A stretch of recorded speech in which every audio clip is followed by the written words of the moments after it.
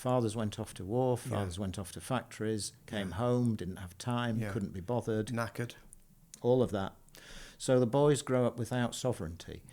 And I, in my experience, when I meet a young man, or even an older man for that matter, who grew up with a father figure present, you can tell the difference in the quality of that man straight away. There's a solidity, a presence, calmness often, all of those qualities. Okay, so we know we're not getting the fathering we need to be having. Yeah. And the question then is, right, okay, so how is a boy going to learn to be a man, in the true sense of that, king, without a father to model it?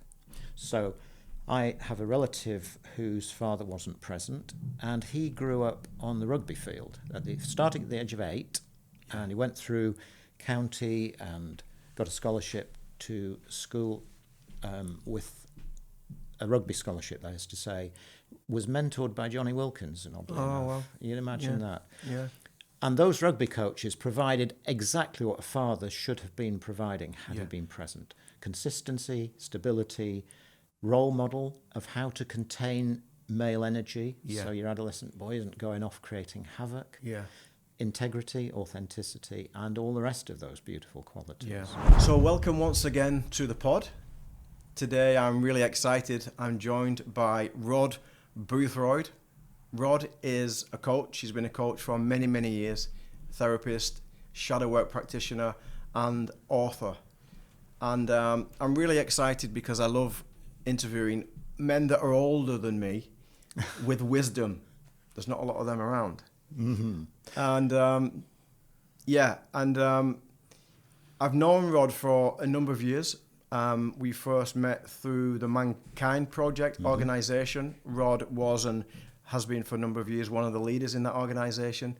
And then Rod mentored me for a while. I shadowed him on a few of his shadow work workshops, learned a lot, and he's been a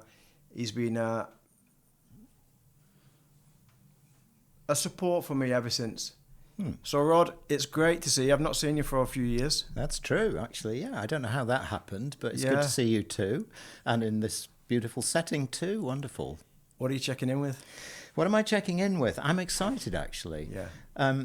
Because what I've come to discover in the last few years is the fact that elders have a real role in society. Now, we're not in a society that respects elderhood, I judge, but that is a tragedy for the wider population. But for those who have an elder mentoring relationship, it can be a great gift. So you might well say, and what makes an eldering mentoring relationship good? And the answer is, I think, very simple. It's that the elder needs to be in the archetype of the king.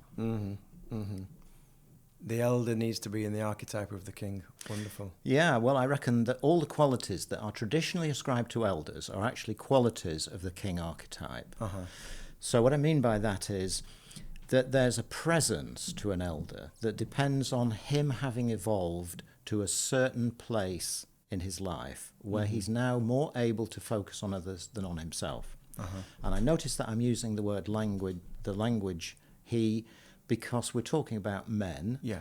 But this applies, I believe, equally to women as well. Of course. Yeah.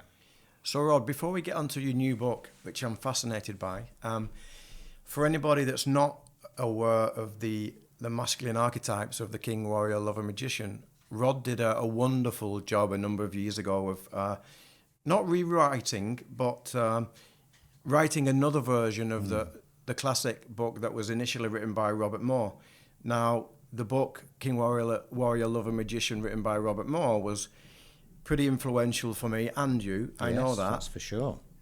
But it was also written by an academic, and it wasn't that easy to understand if you weren't academically inclined, and it wasn't a book that you could read and spend hours reading. And in my judgment, when you wrote your version, it was just easy to understand, and it was applicable to the modern world. And I took a lot from it because the archetypal model, has been an integral part of my work as well. Yeah. How was it for you to write that book? What happened after you wrote that book? Well, how was it? First of all, it was very exciting I was exactly in the place you've just described, reading Robert Moore and Douglas Gillette, which has been hugely influential, you're quite right, and continues to be so to this day. It's selling many, many copies every day. But you are right, Robert Moore, bless him, he was from the Jungian School of Psychotherapy in Chicago, and they got the nickname the Brainiacs. Right. Now, I haven't heard that word for a long time, but when we were at school, we used to say, oh, he's a brainiac, meaning he's sort of intellectual. He works from the neck upwards. And that's why I think that book, although it's interesting and it's selling to this day lots of copies, it didn't seem really to have much influence on the world because it was an intellectual proposition. Yeah. So my intention was to bring all those ideas right down to earth and make them usable, practical, comprehensible so that people could understand them. And it was at the time I'd just done the Mankind Project, which of course is mostly about the warrior archetype. And that weekend really put me into a place of, as I would see it now, rather than using the word warrior, I'd probably think of the warrior as an action taker. But the weekend put me right into the place of the action taker stroke warrior. And my action out that weekend was to start to think about how I could contribute to men's work in a way that was going to reach a wider audience than doing the workshops. And out of that came the book. Great. And for the men out there and women out there that are not familiar with the map, can you give us your interpretation of, why a simple archetypal / symbolic map could be useful for men? Yeah, sure. Well, it's really interesting because there are many, many archetypal models out there, as probably many of the people listening to this podcast will know. But what seems to resonate with men about the king, warrior, magician, lover model is that it represents so accurately aspects of the male character. So you've got the king. So for that, we can think heart-centered leader, or at least leader. Not all leaders are heart-centered. Just look around the world. You can see that, can't you? Of course. But the leader, not just in the world, but in your own life, that's the important thing. So there's internal leadership, there's external leadership. And at the time Moore and Gillette were writing their book, I guess this language had a different kind of currency in the world. So they called it king. Warrior. Well, that's the man going out into the world and getting things done. Action taker, if you like. Taker. I like that. It says everything about the role of that.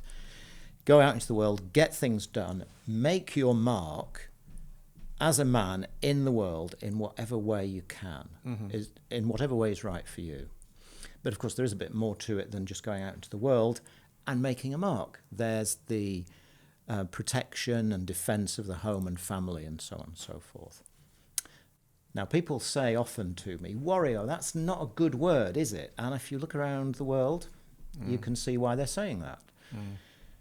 And my answer to that is that's not a warrior in its purest format. That's an inflated, overblown warrior that's, generally speaking, out of control and descended out of his humanity into something much more sinister. So we must make the distinction clear, I think, right from the start, that warrior isn't implying, when I talk of your warrior, it's not about you going out into the world and picking a fight or being recruited into a war zone. Magician. Well, Robert Moore, he probably loved that term because this is the world of the intellect, and he was right into that. The thinker, the kind of explorer of ideas, the creator, the part of us that has access to other levels of consciousness, shamans, ceremony holders, plant medicine ceremonies, and all the rest of it. And then finally the lover, which was that most human part of us, that part of us that can connect with others, is all about love, connection, meaningful relationships between people on a heart-to-heart level, the very essence of humanity. So it's a model that I think really everybody can relate to. And just to complete the idea of king as heart-centered leader and warrior as action taker, we could call magician the transformer, because that in its essence is his or her job, to transform what is into something else. And as for the lover, well, my colleague Marianne Hill has come up with the name feeling body. Because that just is the essence of the lover. It's all about it's easy to understand, isn't it? Yeah, it's very simple and straightforward. Great. Well, thanks for that simple explanation. I remember when I first came across the archetypes, and it resonated with me. Yeah. And I did some work looking at my past, and well, it was just so evident that I was such an inflated warrior for so many years, growing up in Wigan, being, raised to fight for myself, bullied at school, small. My mum was doing her best to try and kind of teach me to fight for myself, but it's almost like my lover was asleep for many years, My king wasn't around. My magician was kind of influenced by the Catholic tradition and the church. So thank God for that map, really, when I think about where I am now, because, I got into yoga 15 years ago. It opened up my lover. Yeah, absolutely. It opened up the world of spirituality, the magician. Yeah. And I realized I had to get my shit together, the king. So thank God for that map, and thank God for you kind of coming into my life when you did as well.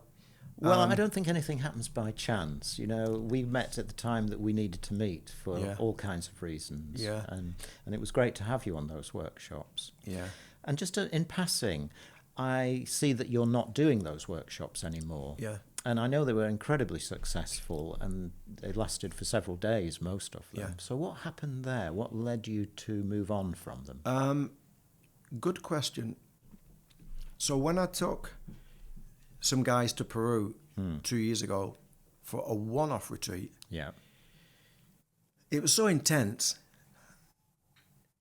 that I thought, wow, some of these guys are going to go back home from this high. Yeah. Some of them will be fine, especially the ones that got the king in order, and the ones that know how to practice, and the ones that got support. But some of them are not. And I was right. Some of them struggled. Yeah. So what I've decided now, Rod, even with my one-on-ones, I tend not to work with someone unless it's for a minimum of 6 months. Yeah, good. Great. So idea. I've created a 7-month program called Iconic, which still has the Peru retreat in it. Yes. But it has 5 months integration on the back of it. Fantastic. So I actually thought I was doing a disservice to men by opening them up, because I had a bit of a skill around that, and I could hold space and create safety. I really thought this is potentially dangerous. So what I believe right now, it's only a belief, is that a lot of men need an intense experience, support, healthy accountability, momentum, and consistent practice. There's no question about that. You're so spot on with that, Craig. And it's great to hear the explanation, because I had wondered what was going on. But I totally agree with you. Yeah. And for me, the reason for that consistency and momentum is because if you don't learn to be a king, I'm going to use that language for the moment, in childhood, it can be challenging to learn it in adulthood. Yeah. So first, let's go right back to childhood. Yeah. I was at B&Q the other day, and the truck pulled up, and out of it came the guy dressed in denim from head to foot, and his building materials in the back of it. And then out of the passenger door hopped his son, dressed exactly like his father. You could see he was hero worshipping that man. And that man was being a figure in his life that's probably going to be so significant in his development.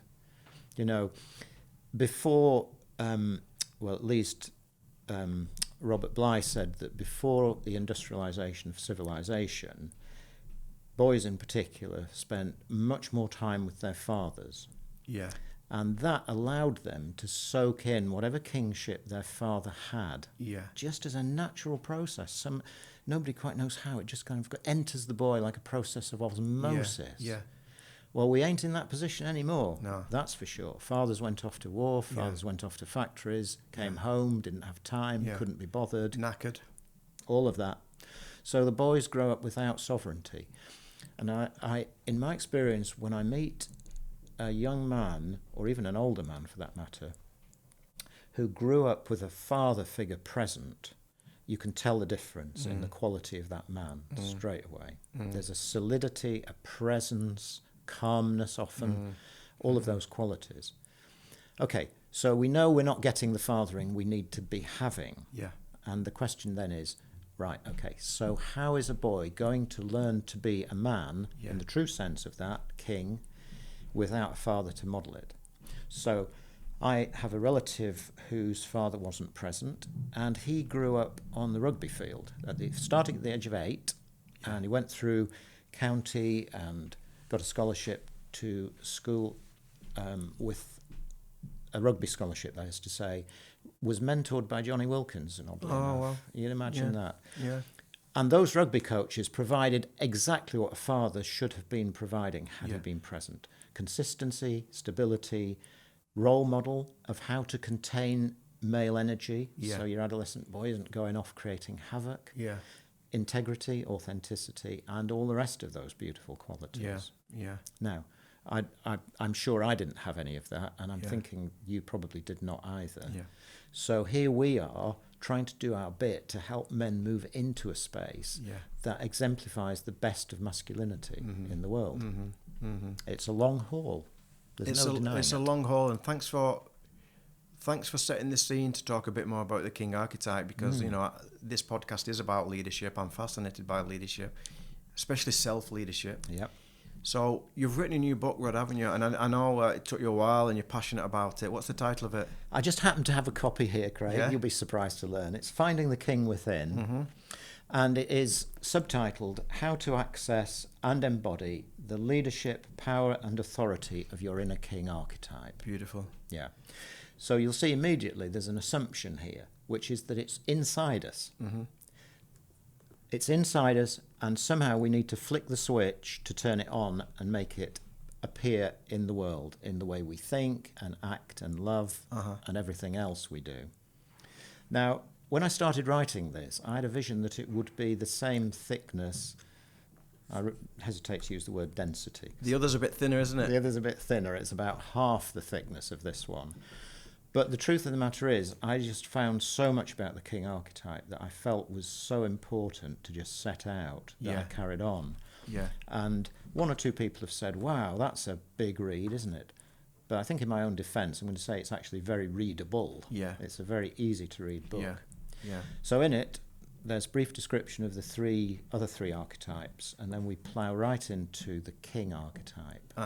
And beyond that, the shadows of the sovereign, that's important in the world today. I've got 41 characteristics that make up what I think a fully rounded king is, and then about 20 techniques for stepping into that place and living from it. Wonderful. Well, it is wonderful. I can't wait to read that. Well, thank you. It's so kind of you. And it is wonderful, but it also can be overwhelming. So these are in order of importance. Just got deja vu, by the way. What's that then? I don't know. I just got deja vu. Oh, I think that we've been here before. Well, we might have been. I do tend to repeat myself. Perhaps it's not as simple as that. The techniques and the qualities in the book are almost in order of importance, if you could put it like that. So the ones that come first are the ones to focus on.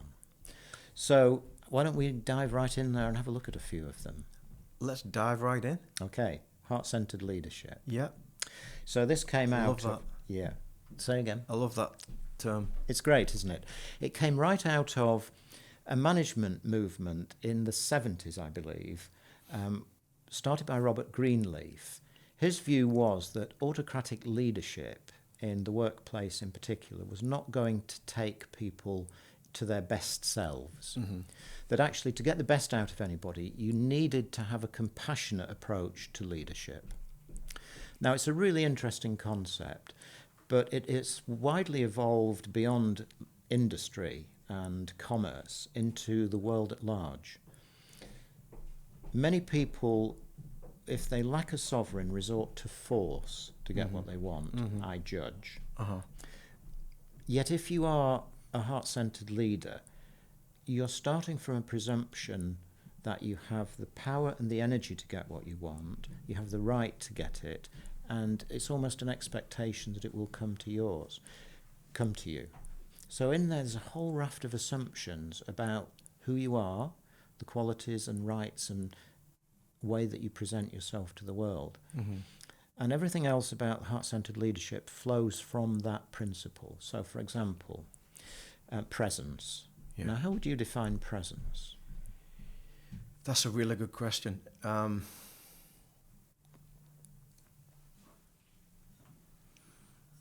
I think there's a few definitions that come to me, Rod. You know, the first definition would be being present with all that is arising within my consciousness without trying to change it. Another definition would be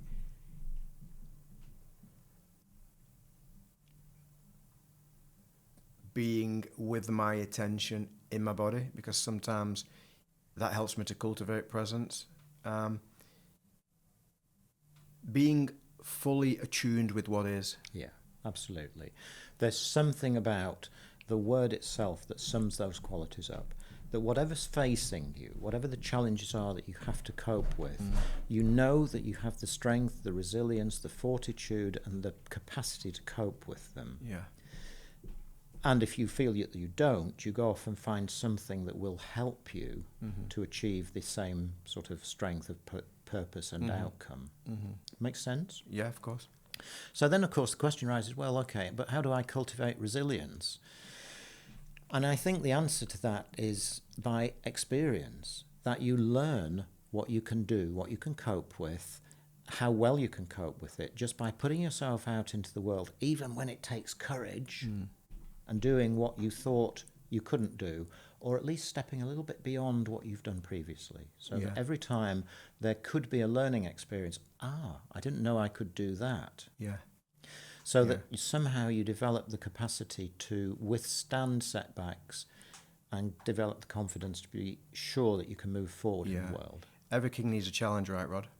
Every king needs a challenge. Show his mettle. Yeah, it's interesting in some of my work. It's quite normal for a guy to say, I ain't got a purpose. And the first question I say is, well, let's choose a big enough challenge that inspires you to show up every day, because that's really what they're saying. What they're saying is, I used to have a big challenge that got me out of bed in the morning, and now there's not a challenge big enough in my life to motivate me.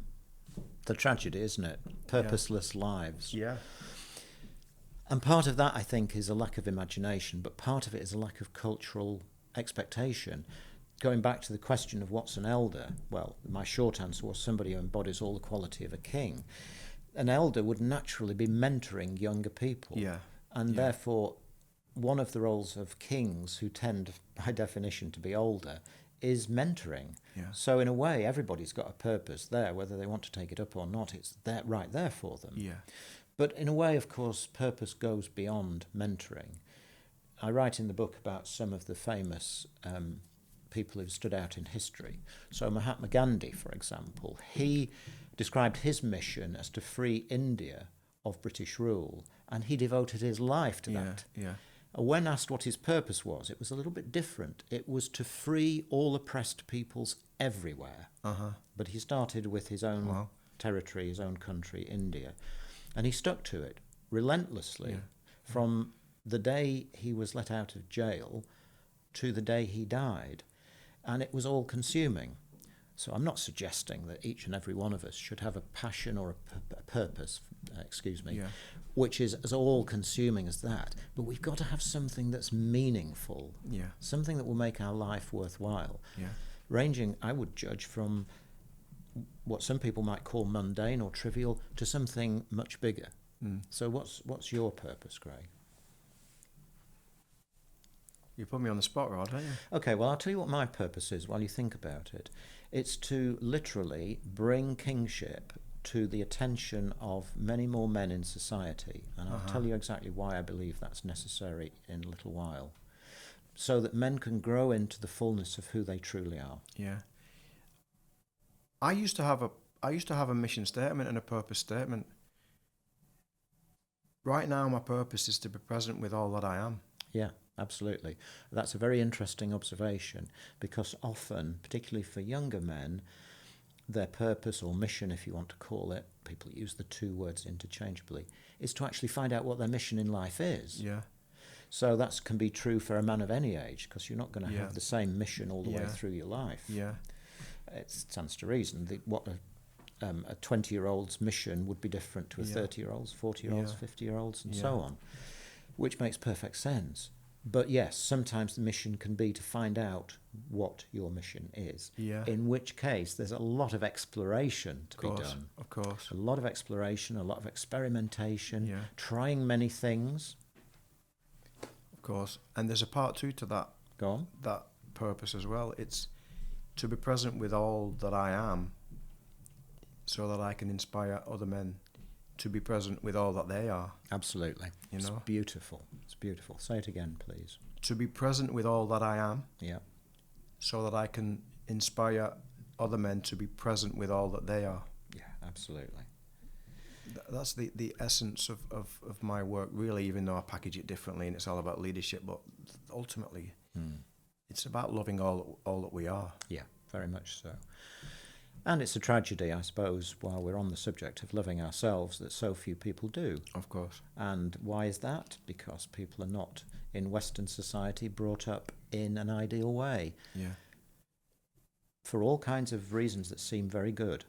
So I know a family whose where the parents have spent 24 hours a day, 7 days a week with their children for the last few years, and those children are very, very different to the average child in this country. In what way? They are more human, actually. At least more in a kind of rounded humanity, I would say. Yeah. People remark on how different they are. So, yeah. Rod, can we go into a little bit on the how of your book and related to the king archetype? Let's start with self-leadership. So, if a man or a woman, go back in time and they think about their past and they think, oh, actually, my dad wasn't around really, was it? Or I came home from work and he didn't really give me much, he didn't learn me anything. Or maybe he was distant because there was a divorce, or maybe he had an addiction or an alcoholic problem, but they didn't receive a lot of blessing from that father energy. We know that it's not the end because the nervous system is growing all the time. There's work that we can do. Absolutely. To bring that energy into ourselves and can become our own king. Yeah. Can we go into some practicalities of how you'd work with someone like that? Let's do it. What things could they do to slowly embody that kingship inside of them? Great question. Thank you. Well, the first thing I think is that it's a slightly controversial proposition, but I'm going to make it anyway. That of those king, warrior, magician, lover archetypes, the male axis is the king, warrior archetype. And for a man to be in the fullness of who he's genetically programmed to be, he needs to access both those archetypes to the extent that he's able to. Now, that will be different for everybody. It's not about an absolute way of being. It's just what is right, what is your potential to embody those two primary archetypes.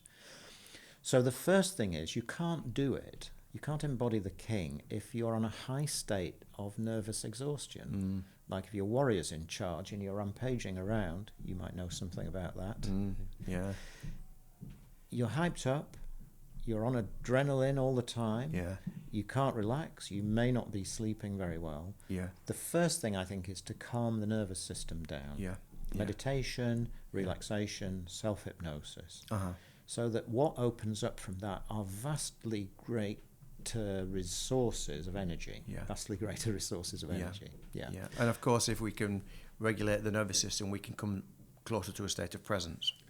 Definitely. That's exactly right. It allows exactly that, the calming down, the meditation, the spiritual connection, whatever the practice is, that allows a sense of connection with the greater whole. Yeah. So first and foremost, I think, it's almost like saying to the warrior, okay, you stop there.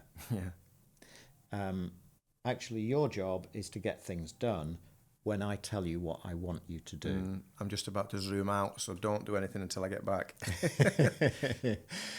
Because without the king present, warriors can take charge. And then, usually it's pretty frantic, type A behaviour. Yeah, bulldozer, bully. Bulldozer. Well, can be if it's inflated, for sure. Yeah. So that's the first step. Calm the nervous system, become more present, calm down. But of course that alone isn't enough. The second step, I think, is to start looking at the attributes of kingship. And there's a lot of them, but first and foremost, there's presence. We've talked about that. And the next one, I think, is the capacity to go out in the world confidently. And we've already talked about that indirectly. By going out into the world and seeing what you're capable of, rewarding your successes, noting the failures and changing direction slightly to accommodate them so that you're on a path of continuous growth. And that isn't just about shadow work or psychotherapy or counselling or therapy or retreats, though they are incredibly useful. It's also about doing things that have an edge of danger so that your courage increases. When I started out, I went parachuting. I mean, looking back, I can't imagine how I found the courage to do that, but, you know, there we go. That was a long time ago. Rock scrambling. I was on a scramble once, and there was a bit of a blockage ahead of me, and I felt my feet beginning to slide down the rock. There's a 300-foot drop below. And you know what went through my mind, oddly or not, was, if I die now, I'll die happy.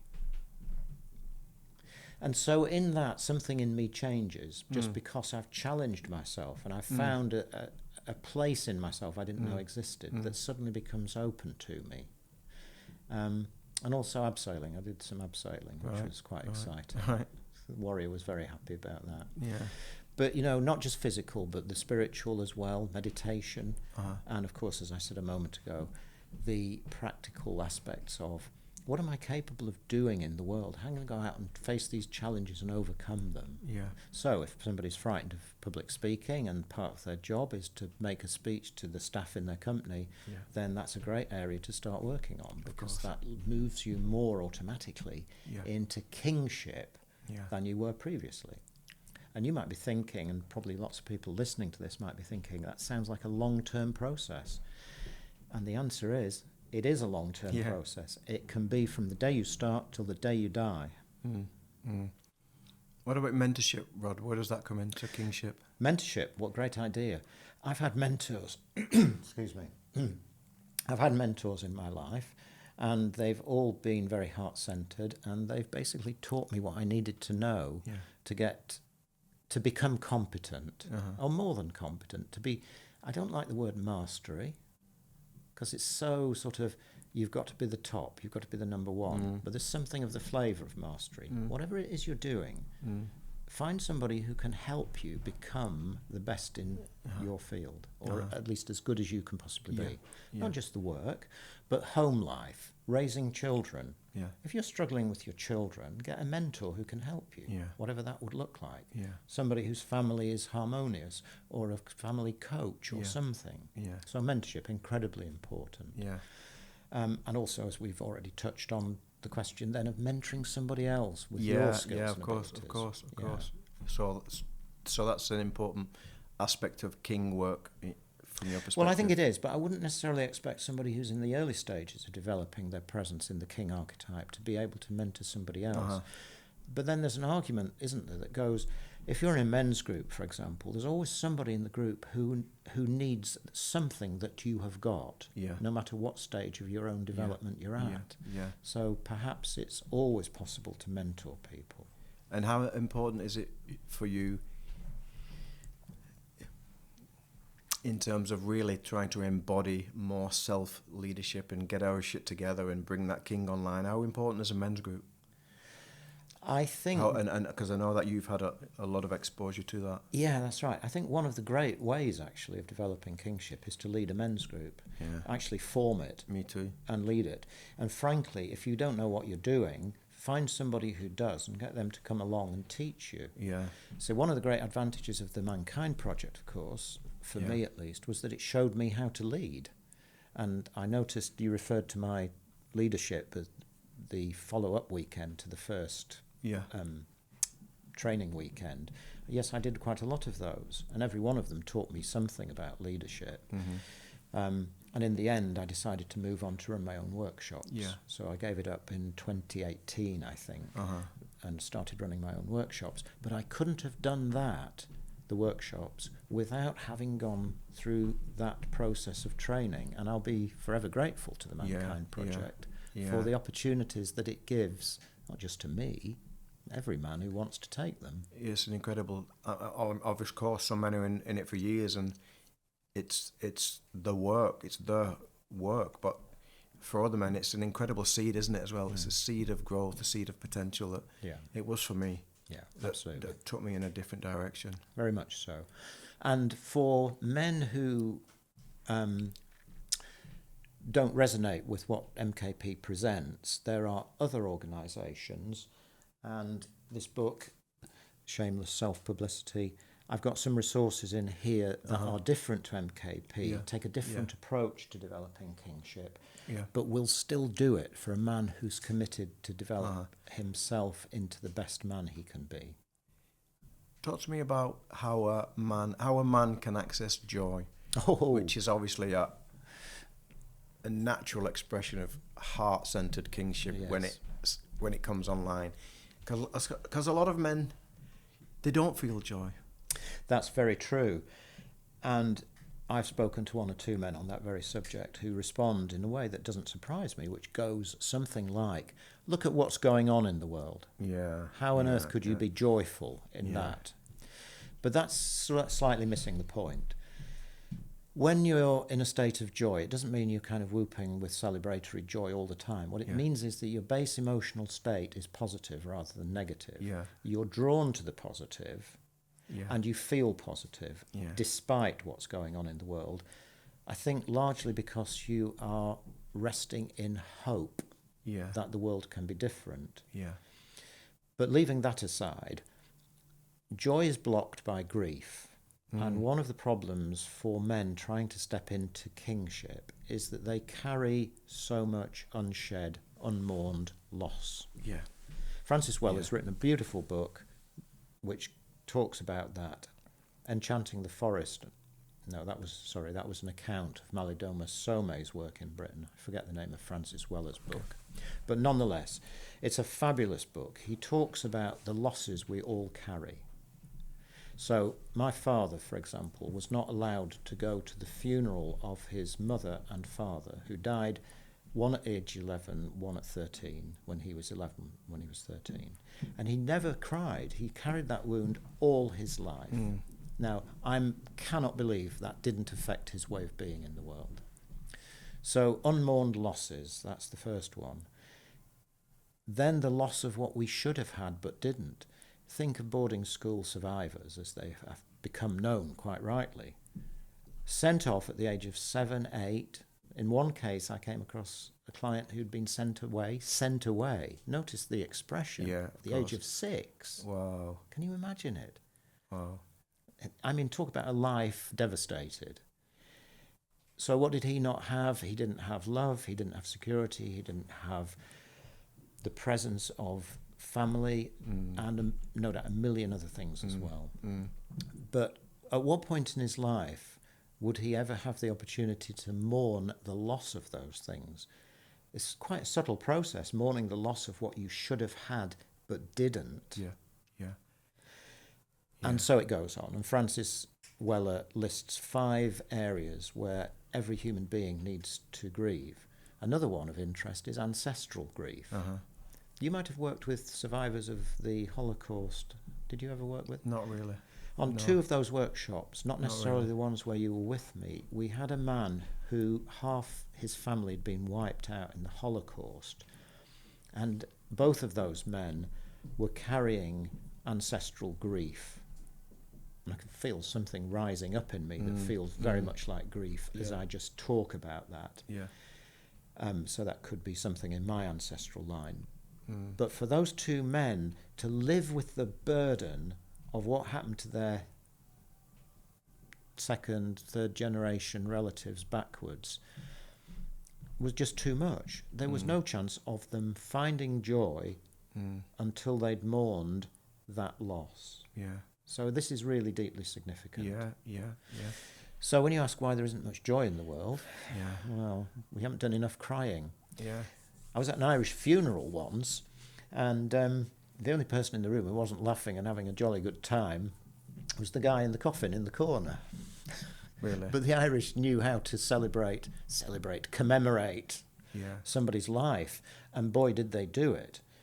And there are other societies that followed the tradition of keening, but it was particularly noteworthy in Ireland. They would call in professional mourners, perhaps not so much now, although I have heard of it being done.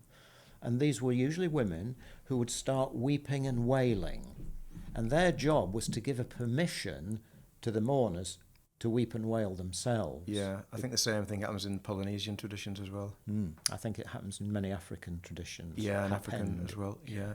And how wonderful, what a beautiful gift to be allowed, to be given a permission to say, it's okay, you can just grieve. And there's nothing wrong with that. In fact, it's the most human thing you can do. Yeah. And for a lot of men, the most scariest. Definitely, no question of that. And one of the reasons it's scary is because it can feel like you're drowning in your own tears. Yeah. People talk about the pain of crying, but they've got it wrong, I judge. I think the pain is of tears unshed. Yeah. Because when tears are shed, Relief. everything changes. Yeah. Relief in Yeah. abundance. Yeah.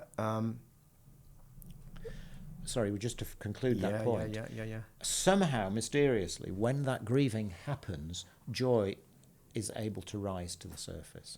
I don't understand why. One day somebody will explain it to me, I'm sure. Yeah. But that is the way it is. I remember my retreat in Peru this year.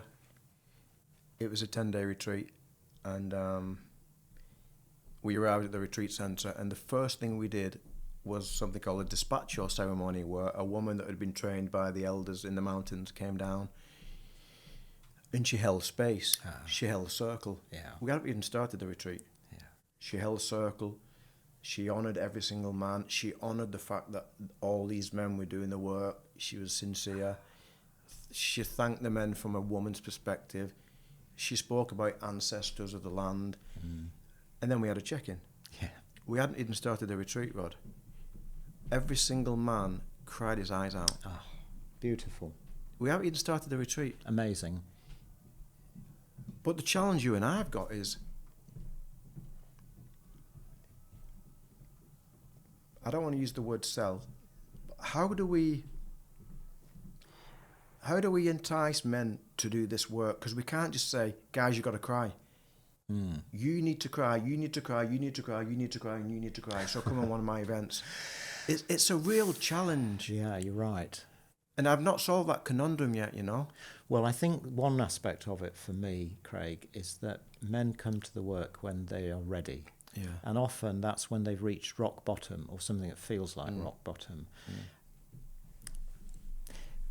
But that's not the whole story, because as I say that, I think, yeah, it's true. People come to shadow work and therapy and counselling and all the rest of it when they're in a crisis. Yeah. But of late, I've been working with men who have specifically come because they sense the absence of their kingship. Now, I don't know, and I haven't asked them actually, beyond the fact that they will offer a reason like, well, because I want to manage my family, business, home life, work, men's group more effectively. Yeah. You know, there's something beneath that, the inner calling. Of course. What is it at this point in your life that makes you realise that this is the time for you to step up into kingship? Yeah. Be an interesting question to ask. Yeah, for sure. So I think the answer is it comes from within. And then, once it's started, there has to be an intention. Now, just to recap a little bit, have you been on Anthony Robbins' retreats? No, but I've done courses with him online in the past. Now, I might be wrong about this, because it's a long time since I went on Anthony's retreats, 22 years, in fact. So he may have changed what he is doing. But I think in those days, it was entirely warrior. You know, raising the energy through warrior actions, going out into the world with goals and targets and all the rest of it. Facing fears. Definitely. Yeah. Very warrior. But I think there is a little bit of a mistake in that. We talked earlier about how the warrior can take charge and run somebody ragged. But also, I think the warrior loses sight of his focus quite quickly. And that's why a lot of self-help books and courses and whatnot that talk about changing behaviours resort to ideas like stick a reminder on your mirror so you see it every morning. It's like, if this meant something really important, you wouldn't have to stick a post-it note on your mirror telling you to go off and meditate or whatever it is. Yeah. I actually think what's missing is the king's intention. Sure, the warrior can take action and get things done, but it's the king whose intention needs to start the whole process off. And for his intention to be strong enough to sustain that process of self-development, he's got to be able to see a reward which is sufficiently compelling. Yeah. And therefore, perhaps what happens when men come to the work is that they've reached that point. Yeah. They can see the end point, and it really appeals to them, and they want it. They really want to be that man for some reason or another. Yeah, yeah. Make sense? Yeah, yeah, of course, of course. So. I'm starting to attract men also that, of course, there might be something deeper going on on the inside, but they're not coming with a problem. They're coming because, hey, I want to potentialize. I want to, you know what I mean? There's so much more in me that I've not even stepped into yet. It's like, this is infinite. Like, I need some guidance. Let's go for this. Yeah, absolutely. And you are completely correct. When that process starts, it requires somebody alongside them, not just for a day, not even for an hour a week, but that is helpful. I mean, I, for all kinds of reasons, work with people on that basis, mostly money, of course. But consistency over a long period of time where you're standing right by their side, that's so important. For sure. Because, see it this way, if you haven't learnt kingship in childhood and you're developing it in adulthood, you might actually be starting from the place where you don't have enough kingship to sustain your intention to become a king. Yeah. So you need somebody alongside you. It's interesting what you're saying there as well. You need someone consistently alongside you. One of the things that I chose to do a year ago, and it's been a game changer for me, I was advised to do it by a business coach, actually. But he was a heart-centered business coach in my perspective. And that is, when I work with clients now on a one-on-one, it's not book a session. It's not book a session and then 3 weeks later book a session and then another 3. Because what happens if 3 weeks down the line, they're not bringing anything? Yeah, exactly. They don't need a session. So what I do now is I just really try and understand what makes them tick, how much space they've got in their life, what they're open to. Some guys don't want 90-minute sessions, Rod. They want 10-minute sessions. Yeah. They want 30-minute sessions. They like voicemails. They like little recorded meditations that I send to them. So I've bespoke the way I work one-on-ones. They pay me a retainer, but some guys, I'm dropping something in every 2 days. Yeah, that's great. Fabulous. And it's exactly what's required, because it keeps it in the consciousness. Yeah, terrific work. Unfortunately, in some therapies, therapists are still trained not to even give the number to clients. It's appalling. It's wrong on every level, and we could talk for ages about that. But one thing that I do want to talk about very briefly: how are we doing for time? We're good. Okay. Yeah, we're good. It's the ineffectiveness of much counselling and therapy. You might say, well, it's because counsellors are often not very well trained. True enough, but if they have a relationship of some kind with the client, then in theory the therapy could be effective, because you know as well as I do, the single most powerful factor on determining the outcome of counselling or therapy is the relationship. Yeah, and the attunement. Absolutely. But there's a problem in a lot of counselling, which is the client comes in, they might be in a regressed state, coming from a child place and kind of vulnerable, and that is given loads of attention, and the therapist is serving as their adult, their parent, their king, their queen. The minute they go out of the room, parent has gone, and there's nothing to hold the client in that adult space. Or alternatively, they come in and they want to develop their sort of presence and kingship, and that's addressed in the session, and they go out feeling great, but no attention whatever's been given to their wounded inner child. Yeah. And that begins to make itself felt very quickly and very clearly. So that unless the therapy addresses both child and adult in the person that the therapist is working with, there isn't going to be that much progress, I think. Yeah, yeah. Rod, let's go into another quality of the king, which is potentially shadowy in the world, in the sense of looking for power here, looking for things to dominate on the outside, but also potentially beautiful as a practice to reclaim authentic Yeah. king power. What is, if I'm a leader in my own world and I'm the king of my life, and I'm powerful, Yeah. why am I powerful as a mature king? Where is that power really? Well, I think it starts with presence, actually. Not, well, yes, I think there are two kinds of power. There's the power of an autocratic leader who has some control over the followers that he's responsible for, regarding them as tools for his vision or intentions or mission in the world. And then there's the king who is a heart-centered leader who guides followers, but, well, guides is the wrong word, who by his very presence and intention and behavior and qualities gathers people's willingness to follow him up, and they will follow him willingly because what they see in there is a human, compassionate leader that they can admire, who respects them and who they can respect, and who is working not just for his own sake but for the benefit of the entire kingdom. So I think the answer to your question becomes somebody has to make the shift, the shift in perspective from an autocratic approach to a heart-centered approach before they can become the kind of king the world needs. Yeah. Yeah. Also, I would add to that too, Rod, in my own life, I feel more powerful because on the inside, if you will, I know how my past influenced me. I know the themes of my life. I know the patterns that I downloaded. I know what and who I'm grateful for. I've cleaned up some of my past. I know how to cultivate presence. I know what my big rocks of life are and what I need to fence off within that kingdom, which helps me to say yes and clearly to say no, what doesn't serve that kingdom. I know what my talents are. I know what my blind spots are. I know what it's not my zone of genius. I know what my potential zone of genius is. For me, that's a component of power as well, self-awareness. Totally, absolutely. You know? Yeah. So that's a really interesting point. I don't want to name names because people have different views, but it's not hard.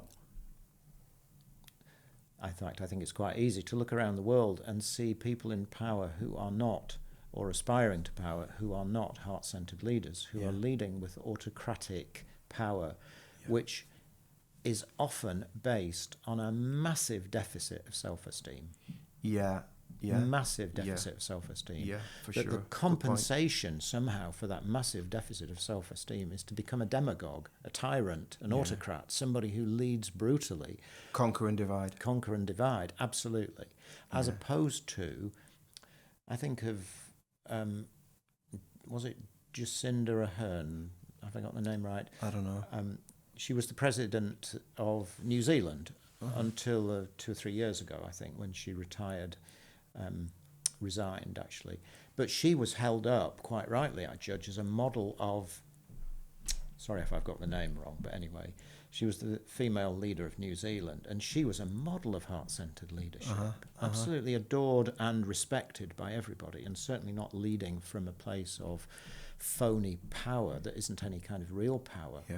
So it kind of raises the question, doesn't it? Well, how is it that people then follow somebody like that? Well, I think there's several answers. One is that in some societies, the autocratic person is the only person with both position power and personal power in the society. So people are almost obliged to. And maybe the only one with a little bit of order. Yeah, that could well be so. In democracies, well, you only have to think of Hitler's actions. He was massively abused as a child, and so we now know, and it's feasible to imagine that his way of being in the world was the product of a completely destroyed individual who was trying to make himself worthy, worthwhile, present, powerful, significant. He was trying to make himself significant. But his massive deficit of self-esteem was displayed in the extraordinary way in which he made himself significant. When he was elected, he then changed all the laws so that he could do precisely what he wanted, and we know what the outcome of that was, which is exactly what demagogues do. And the question is, why would people vote for somebody like that? And I think the answer is because they themselves feel powerless. And if they have any power, they project it onto the figurehead, who then just grows in stature and prominence because everybody who feels powerless is seeing that person as a powerful figure, thereby elevating them to a position that they've actually got no right to occupy by any moral or social standards. Yeah, if we don't reclaim our own power, we're projected on someone else, don't we? Lead me. I think so. Yeah, totally. So, Rod, how old are you now, if you don't mind me asking? No, I'm 66. I don't mind you asking at all. 66. You're looking good. Thank you.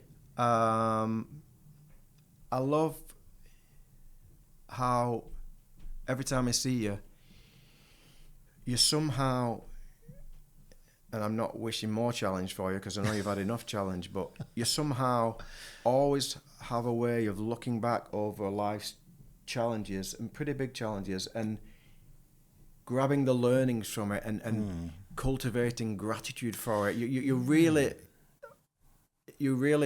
amazing at doing that. And I know you were sick for a while, That's very true. and then you had a heart attack as well. Yeah, that's right. What have you learned from that? Well, first of all, I'm going to tell you that in a minute, but first of all, I just want to go a little bit further back in history. It's like, okay, I did not have the best of upbringings, and indeed, in many ways, it was not good at all. Yeah. And then the question might well be said, how is it that now I find what you've just described, I'm looking back and finding learning and value in it all? The answer is because I had a fearsome warrior who in my childhood rebelled furiously against everything that he was being presented with. Not so much externally, but internally.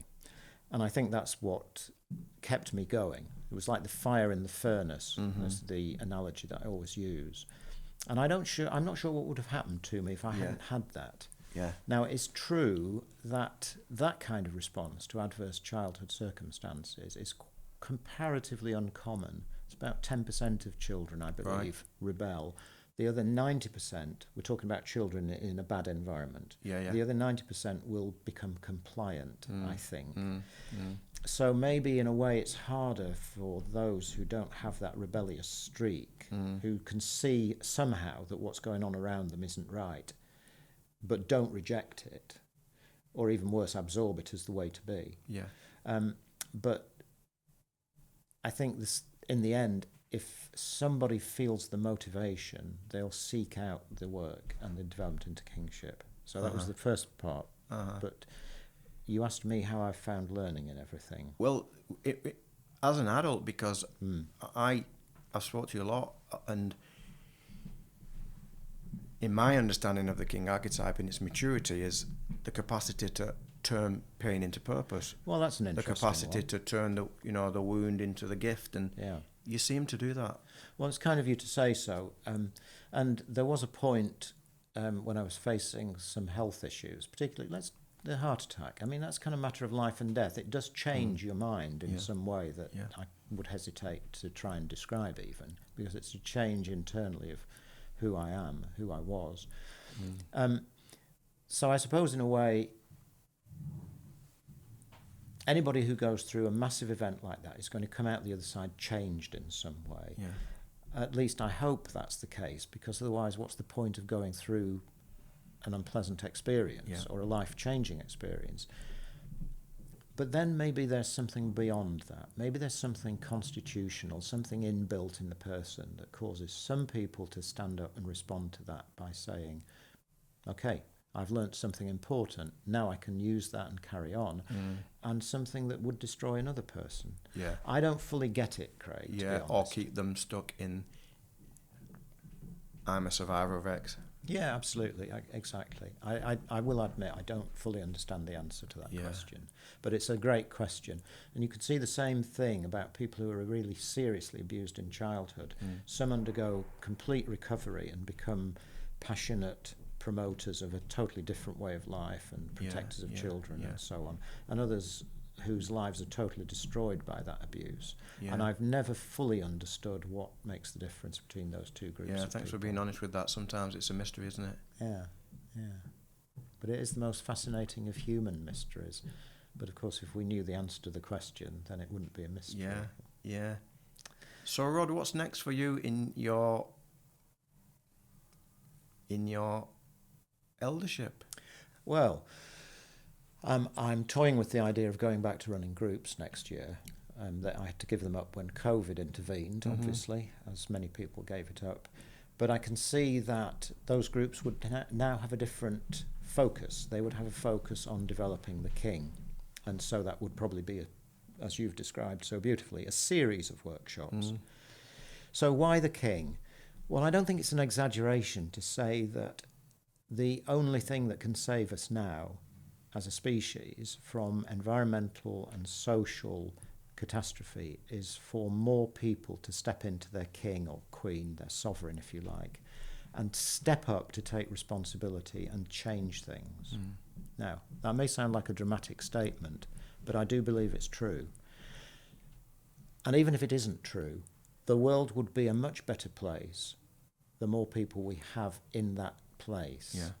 So my answer to your question, in short, is to continue promoting as best I can the movement of men in particular, and women where it evolves for me in that way, because I have done quite a bit of work with women in the past, to encourage men to step more fully into the power of who they truly are. And I have this little slogan, although between you and me it's not completely original. It was Father Richard Rohr who came up with it. He said, whenever he was leading a men's retreat, it's all about becoming who you really are. But I think it needs adjusting. I think the right slogan is, it's all about who you were it's all about becoming who you were meant to be before the world got in the way. That's the art of stepping into kingship, Beautiful. truly. Beautiful. 3. If a man's watching this now and thinks, do you know what? Love these two. I want to fucking step into my king. Like, come on, bring it on. Yeah. You know, all that stuff in my childhood. Let's reclaim my power. I want to be a king. 3 things that you can do. Well, I don't mean this as a simplistic piece of self-promotion, but it's going to become that, because in the book there's one technique more than anything, which I call stepping into sovereign, which would help a man to feel and experience viscerally in an embodied way what it's like to be in the king archetype. And I'm not going to demonstrate that now because we don't have time, and it's a little bit complex. No, complex is the wrong word. It's a little bit sophisticated. There are full instructions in the book, and there's a recorded exercise that goes with it on the internet. Great. So, number 1, stepping into king. Read Rod's book. There's other books been written on the king, and I'm telling you, they're not that good. They're poorly written. This one is structured, it's easy to read, it won't take you long to read it. Read Rod's book. Thank you. Number 2. Well, number 2 is about intention. You've got to have a clear intention, I think. What is it I'm here to do in the world? What's my mission? What's my purpose? What is it that I can viscerally get hold of and say, that is my mission in the world as a man? Is there another way of saying that, Rod? What do you want to do? What does your heart show your gift? Show your gift. Find your gift, show your gift. Yeah, beautiful. Exactly. Yeah. And I suppose number 3 would be, there are so many possibilities here, so I'm kind of giving myself a moment to think. I think it would be to try many different things, all of which would be designed in one way or another towards the outcome of your own growth, physically, emotionally, and spiritually. Beautiful. Yeah. There's a quote just came through me. It came through me when I was in the mountains in Peru. Life is a gift. You are the gift. Find your gift. Show your gift, and stop being fucking selfish. So that if you show your gift, you're giving the world what it needs, because that is your gift to the world. Yeah. Great. Perfect note to end on, Craig. And Rod, where can our viewers find out about you and your work? Because you're still active as a coach and a therapist and a shadow worker. Yeah, that's right. Well, I've got a website. It's very simple. Strong Free Men. That's no hyphenation. strongfreemen.co.uk. And where can people buy your books? Well, Amazon is the place. Yeah. Rightly or wrongly, I know there are arguments both for and against that, but for the ease of getting this out and making it readily available, Amazon is a very good channel. And for me, one of the compelling things about that is that the books are printed on demand. It's not like there's 5,000 of them stuck in a warehouse. Somebody orders the book and it literally is then printed and posted to them. Great. Well, it's a perfect time to buy a Christmas present and, buy Rod's book. Good. Well, thank you for that. No worries. It's been a great pleasure chatting to you. So let's call it a day there, shall we? You too, mate. Thanks for your time. You're very welcome. Who knows? We might end up doing some work together in the future. I'd look forward to that. And I wish you well. Thank you, Craig. Thank you. That's very kind of you. So thank you for listening to this interview. I hope you got a lot from it, and I will see you on the next one.